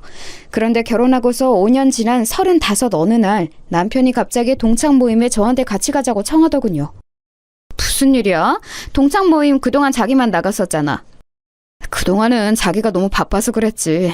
이제 검사일 때만큼은 안 바쁘잖아. 사실 그렇기는 했어요. 그해 초에 변호사 개업을 했는데 물론 영업을 뛰고 사건 처리를 하느라 바쁘기는 했지만 검사일 때와는 업무의 절대량 자체가 달랐습니다. 검사나 판사의 경우 여러분이 생각하시는 것 이상의 일을 하곤 한답니다. 읽어야 하는 사건 파일이나 관련 사항이 정말 상상하는 이상이죠. 하지만 그래도 변호사는 제가 임의로 사건의 양을 조절할 수 있어서 그나마 워라밸이 좋은 편이었습니다. 그런 제 모습을 알았기 때문에 결혼 후 5년 동안 남편은 계속해서 혼자 동창 모임에 나갔지만 올해는 저와 같이 나가자고 한 거였죠. 아니 그럼 여태까지 부부 동반이었는데 계속 자기 혼자 나갔던 거였어? 그렇지 뭐 반잠도 못 자고 밥도 제대로 못 먹는 사람한테 동창 모임 나가자고 어떻게 말해? 남편은 당연하다는 듯이 말했어요. 사실 그렇기는 했지만 그래도 5년 동안 한 번쯤은 욕심내볼 법한데도 한 번도 제게 말도 안 꺼냈다는 게 귀엽기도 했습니다. 저는 그럼 그러자고 말하고서 남편이 부끄럽지 않도록 좋은 옷을 꺼내 입고 머리도 잘 만지고서 그날 동창 모임을 가기로 했습니다. 남편은 지방에서 고등학교를 나왔어요. 그래서 고등학교 동창회가 일종의 향유의 느낌도 있는 거였죠. 저는 외국어 고등학교를 나와서 친구들이 전부 다 비슷한 업종에 일하고 있었고 서울 출신이라서 분위기가 좀 다를 거라고 기대하기는 했습니다. 저희는 고등학교 때 친구들이 거의 동창 모임도 필요 없이 자주 만나서 수다를 떠는 사이기도 했기 때문에 사실상 동창 모임이 평소 친구 모임이나 다를 바가 없었거든요. 그런데 남편은 딱 1년에 한 번 만나는 모임이라고 하더군요. 그래서 친구들도 그렇게 친하지는 않고 그때그때 연락되는 사람들이 안 나오다가 다시 나오기도 하고 그런다고요. 그런데 이번에는 호텔에서 하네? 우리 원래 이렇게 고급스럽게 안 하는데. 누가 뭐 돈 좀 벌었나? 동창 모임 누가 한 명이 지원해주기도 하잖아. 우리 동창 중에 그렇게 돈 많이 번 놈이 있을까? 그건 잘 모르겠다. 남편은 연신 고개를 갸웃거리더군요. 뭐 사업을 하는 사람이 있다면 얼마든지 갑자기 돈을 많이 벌 수도 있는 노릇이었으니까요. 그리고 여태 연락 안 되던 사람이 갑자기 나타났을 수도 있는 거고요. 그래서 저희는 동창 모임 공지가 뜬 대로 서울의 한 호텔 식당으로 찾아갔죠. 나름대로 큰 홀을 빌렸더군요. 호텔이라고는 하는데 그렇다고 정말 5성급 의리의리한 곳은 아니었고요. 그냥 적당한 곳이었지만 분명히 이 정도 인원의 모임을 하려면 돈이 많이 들었을 것임은 확실했죠. 거의 100여 명이 모인 상태였으니까요. 저희 때는 고등학교에 사람이 워낙 많았을 때였고 남편네 학교도 한 학년에 전교생을 합하면 거의 1000명 가까웠다고 했거든요. 이 정도면 그 숫자에서 적게 모인 거겠죠. 야 진석아 너 왔어? 그때 홀에 모인 사람들 중에서 누군가가 남편한테 말을 걸더라고요. 남편은 반갑게 인사하면서 악수했죠. 야, 너 결혼하고서 아내분 전혀 안 모시고 나오더니만 이렇게 같이 왔구나. 안녕하세요, 재수씨. 결혼식 때 뵙고 처음인 것 같네요. 그러고 보니 저희 결혼식 때 5년 전 한 번 왔던 분이었어요. 아마 동창 모임 때는 남편하고 빠짐없이 만났던 제법 친한 동창인 것 같았는데 저로서는 몇 년 전 한 번 만났을 뿐이니 알 수 없었죠. 아유, 여전히 미인이시네요. 여전히 검찰에서 일하시나? 친구가 말끝을 흐리면서 남편을 바라보자 남편이 고개를 저었어요. 아니야, 올해 변호사 개업했어. 아, 그러셨구나. 앞으로 잘 부탁드립니다. 저도 혹시 신세질 일이 있을지 모르니까. 친구는 너털 웃음을 지으면서 저한테 명함을 건넸고 저도 명함을 줬습니다. 남편 친구라고 해서 딱히 잘 봐줄 생각은 없었지만 어쨌든 의뢰인이 될지도 모르는 사람이니까요. 저는 그 친구가 가고 나서 남편의 옆구리를 찔렀죠. 혹시 지금 동창 모임에 나 뭐 하는지 다 소문났어? 아니야, 절대 아니야. 쟤하고 그때 우리 결혼식에 왔던 애들 몇만 알고 나머지는 몰라. 나 고등학교 동창 애들이랑 별로 안 친한 거 알잖아. 저는 평소 제 직업으로 유세 떠는 것을 싫어했기 때문에 조금 날카롭게 말이 나왔고 남편은 화들짝 놀라서 손을 저어댔습니다. 뭐 모임에서 몇몇이 알고 있으면 많이들 알기는 하겠죠. 하지만 이 동창 모임은 꽤 서로 대면대면한 사이들인 것 같았기 때문에 저는 그냥 고개를 끄덕이고 알았다고 했어요. 그러고서 마주치는 남편의 동창들마다 인사를 하는데 참 귀찮고 피곤하더군요. 물론 저도 일 때문에 행사에 가서 아는 이들과 인사를 해야 하는 경우는 무척 많았지만 남편의 동반자로 같이 가서 인사를 하는 경우는 처음이었거든요.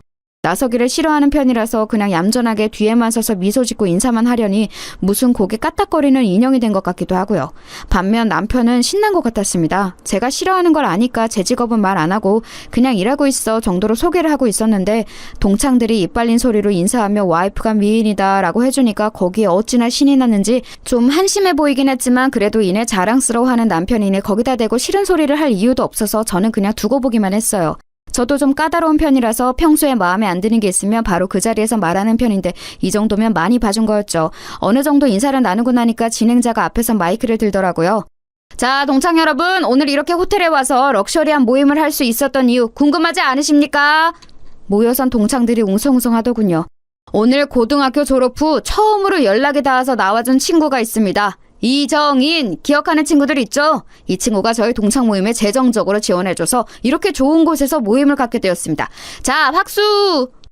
진행자는 한쪽을 가리키면서 손짓했고 거기에는 어떤 재수없게 생긴 남자 하나가 재수없는 미소를 지으면서 서 있더군요.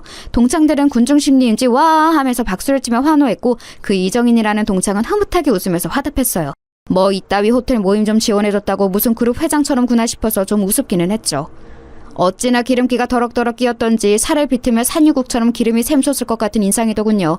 그런데 제가 검사 생활을 오래 하면서 몇 가지 발달한 게 있었죠. 관상보기와 촉, 관찰력, 그리고 기억력. 저는 그 네 가지가 전부 자극되는 게 느껴져서 그 남자 얼굴을 자세히 살펴봤어요. 어디선가 많이 본 저 재수없는 상판. 그런데 제가 기억하는 그놈 얼굴은 저렇게까지 당당하고 느긋한 얼굴은 아니었죠. 형사들한테 처맞고서 여기저기 얼룩덜룩 멍들어 있고 재판장에 서서 주눅 들었던 모습이었는데 라고까지 생각한 순간 기억이 확실하게 났습니다. 저는 하고 저도 모르게 입을 가렸죠. 남편은 제가 어딘가 아픈 줄 알고 어리둥절한 얼굴로 저를 돌아봤어요. 왜? 어디 안 좋아? 아니야. 아무것도 아니야. 저는 눈살을 찌푸렸어요. 남편이 알아서 좋은 일도 없었고 괜히 이 동창 모임에 평지풍파를 일으킬 이유도 없었으니까요. 제가 맡았던 사건도 아니었던 터라 뭐 직접적으로 저놈이 저를 기억할 일도 없었으니 사실 저만 입을 다물면 아무런 상관없이 지나갈 수 있는 일이었지요. 사실 아예 저 이정인이라는 인간은 아예 저를 알 수가 없었어요. 저도 옆 동료가 사건 맡아서 처리하는 걸 보면서 구경하다가 알게 된 거라서요. 그래서 그냥 좋은 게 좋은 거라고 멀찍이서 보고만 있었죠. 남편도 이상하게 그 이정원이라는 인간한테서는 멀찍이 떨어지려는 게 느껴지더라고요. 원래 남편하고 친한 동창들은 몇 명 없기도 했는데 게다가 그 동창들은 아예 이정원과 다른 부류인 것 같았어요. 친한 사람들끼리 몰려서 같은 테이블로 가서 식사를 시작했죠. 저쪽에서는 그 인간이 다른 동창들하고 시끄럽게 인사를 나누고 있더라고요. 저는 남편한테 슬쩍 물었어요. 저 사람 말이야. 응? 누구? 저 이정인이라는 사람 동창 모임에 처음 나온 거야? 되게 시끄럽게 친구들하고 인사하네. 누가 보면 무슨 이상가족이라도 만난 줄 알겠어. 맞아. 처음 나왔어. 그동안 연락이 아예 안 됐더라고. 동창 회장이 계속 어지간한 애들은 다 전화 돌리고 그랬는데 전혀 뭐가 없었대. 그리고 사실 동창 회장이 쟤한테는 열심히 연락을 안 한 것 같기는 했지만. 남편이 말꼬리를 흐려서 저는 얼른 그 말꼬리를 잡아챘습니다. 왜 열심히 연락 안 했대? 그게 제가 좀 고등학교 때 행실이 안 좋았거든. 일진 같은 거였나? 뭐 그거 비슷한. 박건산이 또 이런다. 제가 사건 경위라도 알아내려는 것처럼 막 코치코치 캐물으니 남편이 웃으면서 고개를 절레절레 흔들더라고요. 조금 머쓱한 기분이 되기는 했죠. 그런데 그래도 남편의 얼굴이 어딘가 아까부터 별로 안 좋아 보여서 계속 물어봐야 했어요. 자기하고도 무슨 일이 있었던 거야? 별로 기분 안 좋아 보여. 아니 뭐 별건 아니고. 남편은 망설이면서 말을 돌렸고 곁에 있던 친구들도 뭔가 이상한 걸 알아챘는지 저한테 웃으면서 다른 화제로 이야기를 했습니다. 동창생들이 모여있는 곳에서 굳이 옛날 험한 이야기를 꺼내는 건 그리 좋지 않을 것 같아서 저도 일단 그 화제에 응해주기는 했었죠. 그런데 사실 고등학교 때 저런 인간이 친구로 있었다면 솔직히 뻔하긴 하잖아요. 머릿속에서는 이미 여러 가지 상상이 돌고 있었죠. 저런 인간은 대부분 저희 남편처럼 얌전한 친구한테 빵 셔틀이나 가방 셔틀이나 이런 거 시켰을 거고 저희 남편만 그랬던 건 아닐 거고요. 남편이 특별히 트라우마가 있어 보이지는 않고 그냥 기분만 조금 저조해 보일 뿐 친구들도 분위기가 그렇게까지 나쁘지는 않아서 저는 그냥 그 정도였나 보다 생각했어요. 그때 그 이정원이라는 인간하고 이야기를 나누던 남편 친구 한 명이 저희 쪽으로 왔죠. 야, 쟤 요새 사업 좀 크게 하나 본데? 사업? 무슨 사업을 그렇게 한대? 무슨 중견기업 회장님하고 같이 밥도 먹고 하는데 그 회장님이 자기를 너무 좋게 봐서 지금 인맥 쌓아가고 있는 중이라고 막 그러더라고. 와, 그래? 그리고 무슨 국회의원도 자기 굉장히 높게 평가한다고. 아유, 저 새끼 고등학교 때도 그랬지만 입은 잘 털더라. 그 친구는 시끄러웠다면서 귀를 터는 동작을 했지만 부러워하는 모습이었어요. 사실 중견기업이나 국회의원을 끼고서 사업을 시작한다면 꽤 크게 될 확률이 높았죠. 지금도 상당히 돈을 많이 번 모양인데 그게 진짜일지 아닐지는 두고 봐야 알 일이었어요. 저는 검사로 오랜 기간 일하면서 정말 별의별 꼴을 다 봤기 때문에 모든 것을 액면 그대로 볼 수가 없었죠. 게다가 저런 인간은 제가 검사로 있으면서 동료 사건에서 봤던 그 얼굴이라 도저히 좋게 볼 수 없는 건 너무 당연했습니다. 동창회는 동창들과 그 배우자들로 아주 성황이었죠. 저는 홀이 좀 답답해서 바람 좀 쐬고 오겠다고 하고서 로비로 나갔어요. 로비도 그리 넓지는 않았지만 그래도 사람이 적어서 조금 덜 답답했거든요. 호텔 로비 소파에 앉아서 잠깐 쉬고 있는데 그 사이에 담배라도 피러 나갔다 온 건지 그 이정인이라는 놈이 다른 남자 하나와 시끄럽게 떠들면서 들어오더군요. 저는 그냥 모른 척하고 앉아서 핸드폰만 들여다보고 있었어요. 그런데 그 놈이 자기 옆에 있는 남자하고 뭔가 이야기하고서 그 남자를 먼저 들여보내더니 제 쪽으로 오는 거예요. 안녕하세요. 네? 저는 좀 의아해서 그 남자를 쳐다봤어요. 이정인이 제 얼굴을 알 리가 없었거든요. 그런데 그 놈은 제 옆에 있는 소파에 와서 앉더니 씩 웃으면서 제 얼굴을 자세히 들여다보더군요. 솔직히 약간 소름 돋았어요. 그 질 나쁜 사내놈들 특유의 징그러운 눈빛 있잖아요. 흑심 품은 게 뻔히 다 들여다 보이는. 소파도 많은 로비에서 굳이 제 바로 옆에 소파에 앉아서 얼굴을 들이미는데 심지어 담배 냄새가 역해서 견딜 수가 없더군요. 뭐죠?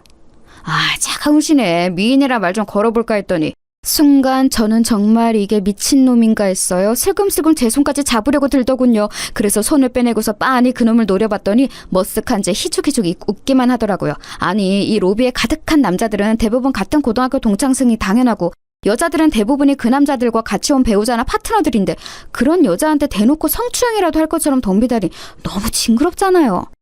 지금 뭐 하시는 거죠? 남자친구하고 왔어요? 아님 혼자? 저기 동창 모임에는 남편이 있어요. 그래요? 나하고 그냥 좀 잠깐 커피나 한잔 마실래요? 내가 별거 아닌 것 같아 보일지 몰라도 돈은 좀 있는 놈인데. 뻐기는 얼굴 꼬라지가 우습게 짝이 없더군요. 검사로 일하면서 사건 관련으로 돈 많다고 쟤는 놈을 얼마나 많이 봤는데 그까지 지금 사업 좀 한다고 어깨에 힘주는 게 얼마나 우스워 보였겠어요. 그리고 그놈이 무슨 짓으로 돈을 벌었는지 잘 아는데요. 빤히 보다가 픽 웃으면서 고개를 돌렸더니 나름 자존심이 상했는지 얼굴이 일그러져서 물러나더군요. 그 다음에는 별말 안 하고 곧장 일어나서 다시 홀로 들어가는 꼬라지를 보자니 정말 근성도 없고 있는 건 그저 더러운 짓 할 줄 아는 더러운 성격밖에 없구나 싶었습니다. 사실 그때 동료 검사가 처리하던 사건이 아주 별로인 건이었거든요. 제가 한 20 후반쯤이었을 겁니다. 결혼 직전이었던 것으로 기억하는데 당시 저한테 좀 버거운 건이 떨어졌어요. 어느 중견기업 회장님이 얽혔던 사건이었는데 그때 제가 좀 적극적으로 처리를 하면서 잘 마무리가 되었거든요. 누명도 벗으시고 그 사건이 워낙 힘들었던 터라 제가 좀 쉬겠다고 선배한테 막 땡강을 부리고서 막무가내로 쉬었던 적이 며칠 있었어요. 그런데 며칠 쉬는 것도 쉬어본 사람이 잘 늘지 이상하게 좀이 쑤시더라고요. 그래서 동기였던 동료 검사한테 가서 옆에서 사건 처리하는 것을 도와줬었죠. 사건 파일들도 막 읽어보고요. 근데 그때 동료 검사가 처리하고 있던 게 저 인간이 얽힌 사건이었습니다. 조폭 출신인데 뭐 대단한 조직도 아니었어요. 대가리는 당연히 따로 있어서 거기에 대한 수사가 중점적으로 이루어졌는데 잡힌 건 정작 잔챙이들이었던 거였죠. 이정인 저 인간이 그중에서도 아주 지저분하고 질이 나빴어요. 성매매 업소 운영을 하면서 심지어 그 불법 업소에서 손님으로 온 남자들 등까지 처먹으면서 사기로 돈을 2배씩 벌던 놈이었죠. 업소에 손님을 받겠다고 약속받아 불러내고서는 미성년자를 내놔서 그걸로 손님한테 협박을 하든가 아니면 아가씨 없이 그냥 빈 오피스텔로 불러들여서 몇 대 패고서 돈만 갈취하고 돌려보낸다든가 심지어 업소 아가씨들은 일을 2배로 뛰게 하면서 정작 돈은 조금도 주지 않고 오히려 빚만 집어서 흉한 일도 일어나고 했던 그런 인간이었어요. 사실 뭐 성매매 업소만 운영하는 조폭 정도면 그래도 흔한 편인데 저렇게 손님 등까지 처먹는 인간은 그중에서도 악질인 편이라서 신기할 정도였죠. 사진을 보는데 동료 검사가 그러더라고요. 야, 얘 봐라. 그런 짓 하게 생기지 않았냐? 동료 검사는 당시 일이 많아서 거의 죽어가는 것처럼 생기가 사라지고 있었는데도 그 소리를 들으니까 너무 웃기더라고요. 아니 근데 정말 그런 짓 하게 생긴 놈이기는 했어요. 왜 문신 잔뜩 있고 기름기 엄청 많은 타입 있잖아요. 쟤는 진짜 잔잔바리로 지저분한 짓은 혼자 다 했더라. 일스놀이 시장에서 하면서 돈 못 갚은 사람들 괴롭히고 다니는 잔챙이 짓도 지가 하고 무슨 노래방 도우미들 수급하는 짓도 지가 하고 도우미들하고 놀던 남자들 사진 찍어서 협박도 하고 하여간 상상할 수 있는 모든 등신 같은 짓을 지가 혼자 다 하고 다녔어. 돈 욕심이 많은지 그러고서 돈은 지가 다 먹어서 밑에 해바리들이 제일 싫어 죽으려고 하더라. 형님 취급도 안 하고 싶어해. 동기 검사가 하는 말마다 웃기더라고요. 아니 조직 폭력배로 살아온 인생들이 얼마나 하급인지 누구보다 잘 아는 게 저희 검사들일 거예요. 그런데 거기에서도 제일 하바리에 심지어 부하들까지도 사람 취급 안 하는 놈이라니 알만하잖아요. 저는 사진을 보면서 다시 한번 감탄했죠. 아 그래 진짜 그러게 생겼다. 동료 감사가 낄낄대다가 힘없이 대답했어요. 이 새끼 분명히 빵 살다 나와도 또 이상한 짓 할 거야. 뭐 징역도 몇 년 안 받겠지. 하여간 이런 새끼들 진심 너무 짜증나. 신분 세탁하고서 잘 먹고 잘 살려고 얼마나 노력하겠냐? 신분 세탁 걸리기만 해봐. 아주 조사 버릴 테니까. 그때 동료 검사하고 저하고 웃으면서 수다 떠는 게 기억납니다. 그러니까 이정원 요놈 새끼가 그때 우리가 말하던 신분 세탁하고서 잘 먹고 잘 살려고 죽을 둥 살 둥 노력하는 그 짓을 하고 있다는 거였어요. 솔직히 배알이 뒤틀리더라고요. 사업은 신뢰가 중요한데 분명히 그 중견기업 회장이나 국회의원이 누구더라도 저놈이 저질 조직폭력배 출신이라는 걸 알면 엄마 뜨거라 하고 천리만께 도망갈 게 뻔한데 말이죠. 누구인지만 알면 제가 그쪽으로 말 전할 인맥은 얼마든지 있는데 하지만 뭐 거기까지 발을 들이고 싶은 생각은 없었어요. 일단 남편 동창 모임이 시끄러워지는 걸 바라지도 않았고 심지어 거기에 제가 엮이고 싶지는 않았어요. 이정원 그놈이 잡히거나 망하더라도 다른 일로 그래야 했죠. 저는 화장실에 들러서 대충 메이크업을 손질하고 머리도 다시 만진 이후에 홀로 들어갔어요. 이리저리 홀을 둘러보는데 남편은 여전히 함께 있던 친구들과 있더군요. 인원이 늘어나서 서너시던 일행이 67쯤이 된 것 같았어요. 저는 약간 미소를 띄운 채로 남편의 곁으로 다가가서 그 곁에 앉았죠.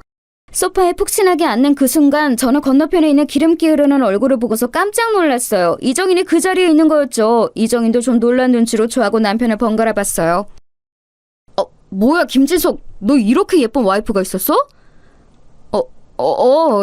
인사해 자기야. 그 동창인 이정원이고 이쪽은 내 와이프. 저는 로비에서의 일이 없었던 것처럼 활짝 웃으면서 반갑게 인사를 했어요. 이정희는 징그럽게 웃으면서 악수를 위해 제 손을 잡고서는 한참이나 꼼지락대다가 시간이 흐르고서야 손을 떼더군요. 어찌나 징그럽던지. 거기다가 악수함답시고 제 손을 잡고 손바닥을 손가락으로 긁더라고요. 그게 성추행이라는 걸 제가 모르겠어요? 참 더럽게 산 인간답다 싶더군요. 친하지도 않은 동창, 그것도 몇십 년 만에 만난 동창의 아내를 초면에 남편 앞에서 성희롱을 하다뇨. 평소 제 성격 같으면 진짜 단숨에 뒤집어 엎었을 텐데 그래도 이곳은 남편 모임 자리니까 일단 한번 참았습니다. 벌써 두 번째 참는 거라 세 번째에는 진짜 안 참고 너 가만 안 놔둔다 하고 속으로 벼르고 있기는 했었지만요. 이정희는 자리에 앉아서 거들먹거리면서 계속해서 자기 사업 이야기를 풀고 있는 중이더군요. 저는 남편 곁에 앉아서 가만히 그 이야기를 듣기만 했어요. 이정희는 자기가 얼마나 대단한 기업가들과 식사를 하고 다니는지, 어떤 재력가들이나 어떤 정치인들과 인맥을 쌓고 있는지에 대해서 자랑을 늘어놓는 게 역겹게 들리더군요. 그런데 그놈이 주로 이야기하는 중견기업 회장은 제게도 낯익은 사람이었어요. 바로 제가 예전에 사건 해결 당시 저 덕분에 누명을 벗게 되어서 요즘까지도 자주 연락하고 가끔 저와 식사도 하시는 분이었죠. 그분은 상당히 성격이 깔끔하고 단호하신 분이라 저런 놈을 곁에 두실 리가 없는데 싶어서 의아했어요. 하기사 몇십 년을 저질깡패로 굴러먹으면서 남들 등만 처먹었었으니 오죽 사기치는데 도가 텄을까 싶기는 하더군요. 그 중견기업 회장님도 분명히 이놈을 진지하게 보시지는 않겠지만 일단 나중에 기회가 닿으면 한번 말씀을 드려야겠다는 생각이 들었어요. 저놈이 만난다는 국회의원도 가만 들어보니 그 회장님 인맥으로 만나게 된 사람인 것 같았고요. 너 잘 걸렸다 싶어서 저는 그 자리에서는 그냥 입 다물고 얌전히 있었어요. 아니, 얌전히 있으려고 했다는 게 정확하겠네요. 별다른 일이 없었다면 그 자리는 그대로 파했겠지만 곧 이정인이 저한테 몸을 돌리고서는 고개를 쭉 빼더군요. 재수씨, 그거 알아요? 야, 진석아, 너 그거 이야기했어? 뭘 이야기해? 우리 와이프 내 친구들 잘 몰라. 아, 그럼 이야기 안 했겠구나? 너 쪽팔려서 말 못하긴 했겠다. 그놈은 남편을 한껏 비우는 듯한 얼굴로 말했어요. 남편은 순간 화가 울컥 치미는 얼굴이었지만 원체 순한 사람이었기 때문에 한 번 꾹 참는 얼굴이었죠. 저도 남편이 여기서 나가서는 건 바라지 않았어요. 대체 무슨 소리를 할지 궁금하기도 했고요. 재수씨, 진석이 이 새끼 제 꼬봉이었어요. 고등학교 때 어찌나 말을 잘 듣던지. 그렇게 말하면서 천박하게 이를 데 없이 낄낄거리고 웃더군요. 솔직히 남편의 성향이라든지 이정원 이 새끼의 존재를 알게 되면서부터 고등학교 때 당연히 그랬으리라 생각은 했어요. 그래서 놀랍지도 않았죠. 다만 제가 놀라웠던 건 그걸 와이프 앞에서 말하는 저 멍청한 머리였어요. 꼬봉이라는 게 뭔지 알아요? 아, 여자들 잘 모르지? 여자 고등학교에도 양아치 정도는 있죠? 근데 남고는 달라요. 재수씨, 센 남학생들이 샌님들 다 끌고 와서 심부름 시키는 거, 여기 이 진석이가 내 말을 참 잘 들어줬지. 그치 진성아? 그만해라. 너 좀 많이 마신 것 같다. 실제로 그놈은 술이 꽤 취한 것 같았어요. 하지만 술은 마셨다고 해도 분명히 제정신인 건 너무도 나도 다 아는 사실이었고 저 역시도 그냥 그대로 넘어가줄 생각은 없었죠. 다른 건 몰라도 제 배우자인 남편을 조롱하고 악담한다는 사실을 그냥 두고 볼 수는 없잖아요. 그래서요. 계속해 보시죠. 제가 차가워진 것도 별로 상관하지 않는 건지 아니면 아는 척도 안 하는 건지 이정환 그놈이 계속 얼굴을 제 쪽으로 기울이고서는 짓거리더라고요. 체육 시간에 창고 끌고 가서 내가 꿀려놓고서 짖으라고 하니까 진짜 짖더라고. 재수씨, 심심하면 남편한테 한번 짖으라고 해봐요. 얼마나 잘 짖는지 알아? 정말 개 같거든. 아니 이렇게 예쁜 와이프를 학창시절 내 앞에 서지도 못하던 진서이가 데리고 있다니 좀 아쉽네. 야, 너 그만하라니까? 어때서 그래? 네 와이프 앞에서 고딩 때 너 찐따 같던 거 까발려주니까 쪽팔려서 그래? 야, 부끄러워하지 마. 너 지금도 그렇잖아. 돈 버니까 때깔은 좋아졌다만 여기 알맹이가 어디 갔겠어? 그러면서 그놈이 남편 가슴께를 손으로 툭툭 치더라고요. 그 손목을 확 잘라버리고 싶은데 남편이 얼른 그 손을 치워버렸어요. 제 표정이 험악해지는 걸 본 거였겠죠. 너 진짜 왜 이렇게 창피하게 구냐? 재수씨 들어봐요. 난 저 새끼 완전히 사람 구실도 못할 줄 알았거든. 아니 기라면 기는 새끼가 어디 가서 무슨 남자 노릇을 해. 그런데 지금 재수씨 보니까 그래도 남자 노릇은 기막히게 하는 모양이네. 이정희는 실실 웃으면서 정말 더러운 말을 이어갔어요. 사실 말버릇이 고약한 건 이상한 일은 아니었죠. 조폭따까지 출신, 거기다 성매매 업소 운영하면서 남자들 사기까지 처먹던 새끼였으니 오죽하겠어요. 거의 인생 폐기물에 가까운 놈이었으니까요. 그래도 반반한 와이프까지 얻어가지고 말이야. 너 진짜 출세했다. 내가 사업하는데 너 고용해줄까? 너 지금 회계사랬나? 야, 멀쩡한 회사 다니고 있긴 하냐? 여봐요 재수씨, 그러지 말고 내 비서로 들어올래요? 온갖 더러운 말을 쏟아내다가 이정원은 제가 안색이 좋지 않았는지 곧 손사래를 치면서 실실 웃었어요. 아니 재수씨 칭찬이에요, 칭찬. 재수씨가 얼마나 예쁘면 내가 이렇게 칭찬을 하겠어. 고마운 줄을 알아야지. 야, 너 진짜 그만 못해? 결국 참다 못한 남편이 폭발하려고 일어나려는데 제가 손을 잡아서 못 일어나게 막았어요. 남편은 일어서려다가 주저앉은 채 저를 봤죠. 약간 멍청해진 순한 얼굴이 귀여웠지만 그게 중요한 때는 아니었어요. 저기 이정인 씨. 왜요 재수씨? 지금 보니 목소리도 예쁘네. 저는 검사 생활을 오래 하면서 저런 놈들 성향을 잘 알았어요. 여자 보고 예쁘다고 하는 게 정말 예뻐서가 아니라 좀 기가 세 보이는 여자를 눌러서 기선제압을 하고 넌 그냥 내 눈요깃거리나 되라는 메시지를 주는 거였죠. 정말 우습게 짝이 없더군요. 명함 좀 줘봐요. 명함? 왜? 나한테 나중에 연락하게? 그놈이 비실비실 웃으면서 저한테 명함을 꺼내 내밀더군요. 그걸 받고서 저는 백 속에서 제 명함을 찾아 대충 그 앞에 던져주고서 핸드폰을 꺼내서 전화를 걸었죠. 신호가 가고 있는데 제 명함을 주워서 본 이정인 얼굴색이 순간 하얗게 질리더군요. 당연하죠. 새로 판 변호사 사무실 명함이었으니까요. 그리고 그때 마침 전화 저편에서 상대가 전화를 받더라고요. 저는 반갑게 인사하고서 말을 건넸어요. 어머야, 너 마침 전화 잘 받았다. 일하는 중이야? 전화를 한 건 동료 검사였죠. 네, 저와 절친이기도 하고 이정원 사건을 맡았던 그 검사요. 저는 그리고 핸드폰을 스피커 상태로 돌렸죠. 당연히 일하는 중이지. 뭔데? 무슨 일 있어? 아니, 다른 건 아니고 너 예전에 그 조폭 자법이었던 놈 기억해? 이정원이라고. 기억하지. 걔 진짜 더럽게 돈 벌던 놈이었는데 날파리같이 귀찮은 새끼였어. 근데 걔는 왜? 그 새끼가 지금 내 앞에서 내 남편 동창이랍시고 잘난 척을 한다? 사업가 행세를 하는데 어떻게 조인트 까줄까? 사업가? 사업가? 동료 검사는 너무 어처구니가 없다는 듯이 깔깔거리면서 웃기 시작했어요. 야, 사업가라면 맞긴 맞다. 성매매 업소 차려놓고 남자 손님들 협박해서 등까지 쳐먹은 것도 사업가면 맞네, 맞아. 거기 있어 그 새끼? 야, 전화 좀 바꿔줘 봐봐. 내가 욕 좀 해줄게. 벌써 스피커폰이야. 진짜 짜증난다. 저와 동기인 동료 검사가 깔깔대고 웃으니 이정인의 얼굴은 하얗다못해 새파랗게 질리기 시작했습니다.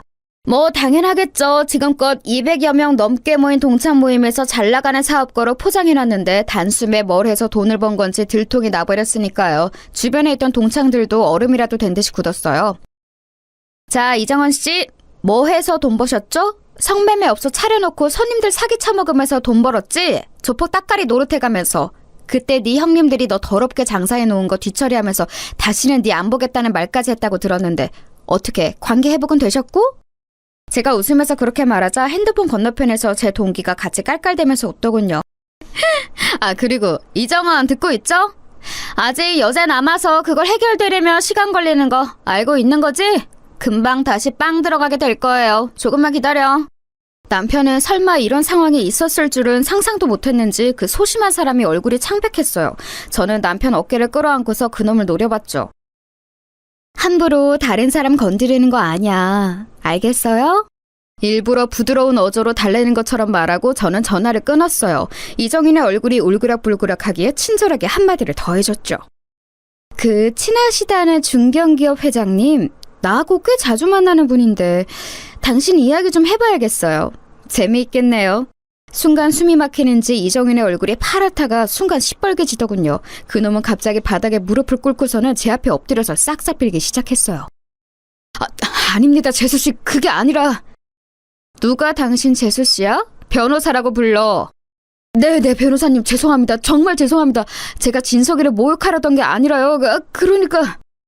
오늘 나한테 성희롱한 것만 걸어도 걸릴 텐데 지금 동기 이야기 들었지? 아직도 해결 안 된 문제들 있는 것 같던데 내 동기 겪어봐서 알겠지만 성격 별로 안 좋아요. 한 번 걸리면 안 놔주는 검사야. 그리고 이런 짓까지 하고 다니는 거 알았으니 더 안 놔주겠지? 재미있겠네. 아닙니다. 정말로 죄송합니다. 예전에 하던 짓은 정말 그냥 다 접었어요. 아무것도 안 남았습니다. 지금 뭐 남은 건 예전 형님들이 저한테 뒤집어 씌우려는 것뿐이에요. 전 이제 정말 다 죗값을 치렀습니다. 그놈은 아주 필사적으로 외치더군요. 그러거나 말거나 알게 뭔가요? 주변을 둘러보니 분위기가 아주 끝내주더군요. 여전히 홀에 우아한 재즈 음악은 흐르고 있는데 그 넓은 홀에서 사람들이 전부 굳어서 저희를 보면서 수군대고 있었어요. 호텔의 서버와 직원들도 멀쩡한 척 움직이고는 있는데 시선이 전부 저희한테 와 있다는 게 당연히 노골적으로 느껴졌죠. 하지만 뭐 제가 잘못한 것도 아니고 범죄자 하나가 멀쩡한 사람들 노는 곳에 끼어들어와 깽판 놓으려다가 잘못 걸린 건데요 뭐. 주변이 다 멈춰서서 분위기가 어수선한데 사실 뭘 먹을 기분도 아니고 괜히 남편만 민망해질 것 같아서 저는 그냥 남편을 끌고 일어섰어요. 그럼 이정인 씨, 알아서 잘 수습하시고 저는 이만 저희 남편 데리고 가볼게요. 저는 짜증스러움을 그리 감추지도 않고 그놈한테 그렇게 말하고서 곧장 홀을 나왔어요. 남편은 멈칫거리면서도 제 뒤를 따라 나오더군요. 남편 주변에 있던 친구들도 입만 벌리고서 쳐다보느라 아무도 저희를 말리지 않았어요. 이정은 그놈만 어떻게든 저를 잡아보려고 했지만 제 심기를 거스를까봐 이도저도 못한 채로 무릎을 꿇고 있더라고요. 좀 짜증나면서도 웃기잖아요. 집에 오는 차 안에서 남편이 저한테 망설이는 목소리로 물어봤어요.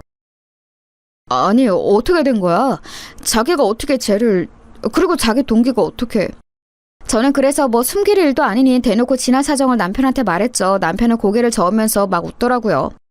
사실 고등학교 다닐 때 남편은 그놈한테 꽤나 시달림을 당했다고 하더군요. 평범하고 소박한 집안에서 얌전한 모범생으로 컸던 남편은 고등학생이나 되어서 반 친구한테 괴롭힘을 당한다는 말을 차마 지배할 수가 없어서 그냥 고등학교 동안 그 괴롭힘을 묵묵히 견뎠다고 했어요. 담배를 피우는 놈이라서 담배빵도 당하고 담배 셔틀, 빵 셔틀 안 당한 게 없더라고요.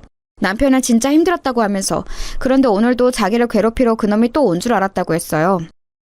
그게 맞기는 했을 거야. 저런 놈들 순하고 좋은 사람 냄새는 기막히게 맡아서 그런 사람만 집중적으로 괴롭히거든. 제 말에 남편은 좀 오싹한 듯한 표정을 했죠. 사실 저렇게 야비하고 비열한 잔챙이 놈들 특징이 평상시 성격 좋고 순한 사람들만 골라서 괴롭히는 거예요. 온순한 사람들은 곁에 있기 정말 좋은 이들이지만 동시에 이런 괴롭힘이 아주 약한 면도 있죠. 그래도 남편 곁에는 제가 있어서 참 다행이라는 생각이 들더라고요. 그런데 남편의 이야기를 듣고 보니 그냥 동창 모임에서 망신을 준 정도로는 제 분이 안 풀렸어요. 거의 왕따에 가깝게 몰고 학교폭력의 모든 종류의 괴롭힘을 다 당했던 것 같은데 그걸 그냥 두고 볼 수는 없지 않겠어요? 이정은 그놈도 아마 그래서 저한테 무릎까지 꿇었던 걸 거예요. 제가 그냥 이걸 뒤끝없이 끝낼 리가 없다는 걸 본능적으로 알았던 거였겠죠. 다음날 저는 일단 알고 지내던 그 친한 중견기업 회장님께 전화를 걸었어요. 대뜸 그 이정은 이야기를 꺼냈더니 그 친구 알고 있다면서 말씀을 하시더라고요. 그래서 제가 그놈이 이러저러한 놈이고 과거에 제 동료 검사가 잡았던 조직폭력배 잔챙이 놈이라는 말씀까지 드렸어요. 그랬더니 회장님이 깜짝 놀라시더군요. 아니, 난 정말 건실한 사람인 줄 알았네. 작은 사업을 한다기에 한번 투자를 해볼까 하고 있었는데. 사기꾼의 조폭이에요. 절대 엮이시면 안 되는 놈이죠. 회장님은 알았다면서 몰랐으면 큰일 날 뻔했다고 한숨을 쉬셨어요. 왜 주변 사람들이 그런 사기꾼을 못 걸러냈나 했더니 이놈이 회장님이 골프를 치고서 그 이후 소박한 식당에서 술 한잔을 즐기신다는 걸 이용했더라고요. 골프 후에 조금 피곤도 하고 취기도 있는 상태에서 남모르는 식당 사람들과 한담 나누시기를 즐기시는데 그걸 이용해서 자기도 평범한 사업가인 양 골프를 치고 온 사람인 양 식당으로 가서 접근한 거였죠. 한참 회장님과 이야기를 나누다 보니 이놈이 아예 작정하고 접근했다는 사실을 알 수 있었어요. 식당에서 만나서 적당히 이야기 나누는 사이인 사업가를 주변 사람들이 그렇게 작정하고 신변을 알아보지는 않았겠죠. 당연히 그저 소박한 술 상대 정도로 생각하셨을 거고요. 회장님은 자기 인맥으로 소개해줬던 의원에게도 말을 전하겠다면서 전화를 끊었어요. 저는 거기에서 그치지 않고 동료 검사한테 다시 전화를 넣었죠. 법조계에 있는 사람들이 가지는 가장 큰 자산이 뭐냐고 물으신다면 저는 물론 다른 지식이나 경험도 있지만 무엇보다 인맥을 가장 먼저 꼽을 거예요. 그만큼 동기들은 서로의 일을 자기 일처럼 도와주거나 나서주고는 했었죠. 동료 검사한테 전화하니까 너무 반가워하더라고요. 그 새끼 지금 좀 이잡듯이 뒤지고 있다고 빵 다녀와서 대체 뭘 한 건지 사업가인 척 여기저기 많이 뿌려놓은 것 같다면서요. 동기가 맡고 있는 사건 중 그놈 관련한 게 있었는데 그것 때문에 형사님하고 어지간히 이야기를 많이 나누는 것 같았어요.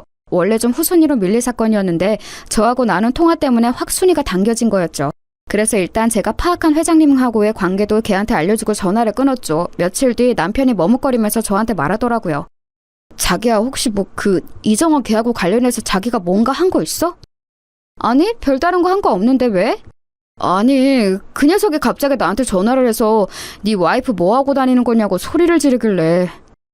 아하 소리를 질렀어? 간이 배밖에 나왔네. 그때쯤에는 슬슬 진짜로 열이 받더라고요. 저한테는 대놓고 건방지게 못 굴면서 순하디 순한 남편한테만 전화해서 소리를 질렀다 이거였죠. 게다가 무슨 지네 형님들이 어쩌고 이래가지고 걔 조폭이었다며. 혹시 자기 위험할까봐 걱정되어서. 남편이 걱정스럽게 말했어요. 저는 그 말에 빵 갔다가 나와서 요놈이 다시 그 조폭에 붙었구나 싶더라고요. 조직 폭력배들이라도 언제나 일 처리해줄 잔챙이들은 필요한 법이라서 쓰고 버릴 용도로 데리고 있는 애들이 있거든요. 결국 저는 그날 아예 동료 검사네 사무실로 가서 의논을 했어요. 형사님까지 불러다가 같이 이야기했더니 형사님도 그놈 주변에 지금 또 조폭 무리들이 슬슬 보이고 있다는 사실을 알더라고요. 그래서 그놈이 그 회장님한테 이야기했다는 사업 상세 사항을 회장님한테 다시 전화해서 전달받고 그걸 토대로 해서 수사에 도움이 될 만한 정보들을 많이 정리했죠. 결과는 뭐 간단했어요. 알아봤더니 겉으로는 깨끗한 척 법인을 세워서 사업하는 것처럼 하고 뒤로는 조폭 사업을 벌이려고 했더라고요. 그 회장님한테는 다른 업종인 척하고 투자를 받으려고 했고 국회의원과 인맥을 만들어서 뭔가 하려고 했었나 봐요. 그렇게 거대한 조폭 패거리는 되지 못해서 아직 기반이 없었기에 이제 막 만들려고 했던 거죠.